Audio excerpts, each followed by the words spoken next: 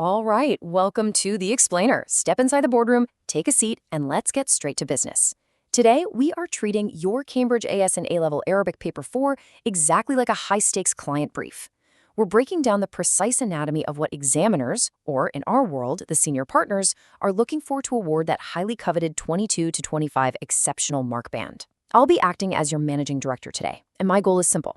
By the time we wrap up this executive masterclass, you are going to know exactly how to structure your exam responses with the absolute clarity, precision, and authority of a top-tier corporate consultant. Because right now, I see too many students acting like our hypothetical junior consultant Alex, bringing in incredible data points but delivering a completely disjointed executive summary. Or worse, you're acting like consultant Sam, a highly persuasive speaker who completely lacks the physical assets and case study backing from the text to actually prove the point. Neither of those approaches is going to secure the deal, so let's fix that right now and dive in.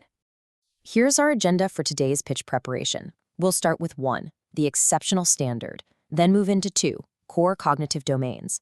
Map out 3, technical execution strategy. Dig into 4, mastering critical evaluation. And finally, perform a rigorous risk assessment with 5 top examiner warnings. Let's kick things off with Section 1, the exceptional standard. Now, what is genuinely fascinating about this slide is the insider secret we've extracted directly from the principal examiner reports. Listen carefully to this. They explicitly state that referencing cross-topic connections achieves significantly higher marks. This right here is your competitive advantage in the exam room. You absolutely cannot just answer the brief in a vacuum. Integrating other syllabus areas shows the examiner that you don't just know a few facts. It proves you understand the macro environment of the Arabic language, its literature, and its broader cultural context. It's the difference between seeing a single tree and mapping out the entire forest. When you draw those cross-topic connections, you are demonstrating a holistic executive-level grasp of the subject matter that instantly separates you from the rest of the pack. Moving on to Section 2, let's look at the core cognitive domains and see how this theoretical architecture actually builds across different ways of thinking. Let's run a diagnostic on these assessment objectives. As you can see mapped out here, successful candidates have to demonstrate extreme competence across 3 highly distinct cognitive domains: knowledge and understanding, analysis, and evaluation. Notice how we are heavily prioritizing analytical depth over superficial breadth. The examiners do not just want a laundry list of memorized facts. That's just column 1. That's consultant Alex throwing data at the wall and hoping it sticks.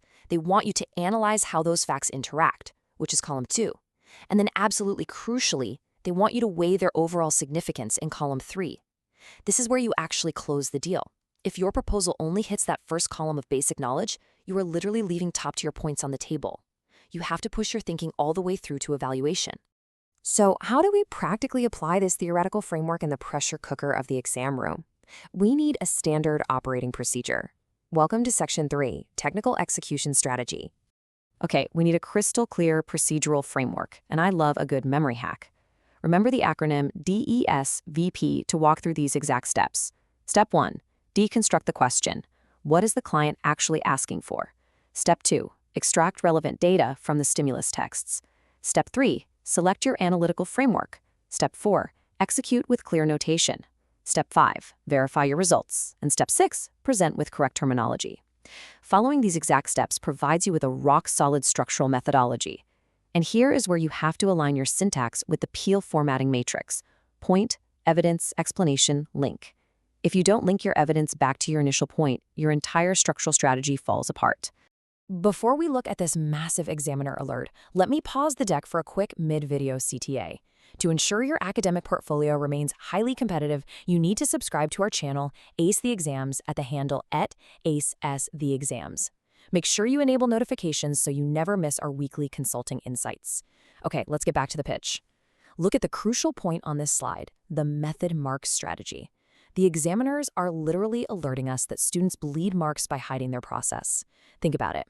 In a corporate boardroom, if your final revenue projection is slightly off, but your underlying financial model is brilliant and fully transparent, you still get credit for the methodology. The exam is exactly the same. Showing you're working is a massive safety net. It proves your cognitive process is sound, even if your final conclusion, under time pressure, just slightly misses the mark. This naturally brings us to Section 4, Mastering Critical Evaluation. This is without a doubt the most challenging concept we'll cover today.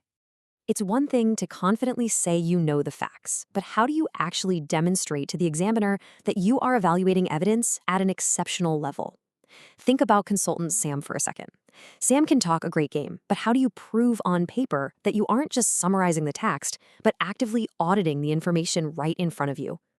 This slide brilliantly illustrates the exact structural syntax you need to pull this off. We are looking at a comparative analysis matrix. On the left side, identifying similarities. On the right side, identifying differences. To hit that exceptional band, you must actively balance both sides by using explicit comparative connectives and firmly anchoring every single statement with hard evidence from the Arabic texts. You cannot just casually mention that two things are different. You have to draw decisive conclusions about their relative importance. Why exactly does difference A matter more to the overall argument than difference B? When you can articulate that, you are delivering executive-level evaluation. I want you to treat this slide as your live audit checklist. Keep these exact points in mind, because top candidates actively question assumptions rather than passively accepting them. Look at the requirements. Identify limitations in the text. Note the underlying assumptions being made by the author. Actively consider alternative interpretations. Evaluate the cascading effect those alternatives have on the final conclusions. And always justify your decisions with textual evidence. If you just take the stimulus material at face value without running it through this rigorous WISC assessment, you are going to hard cap your score at a B grade. To get the A-star, you must become the ultimate critic. To wrap up our masterclass blueprint, we need to run one final vital risk assessment in Section 5, Top Examiner Warnings.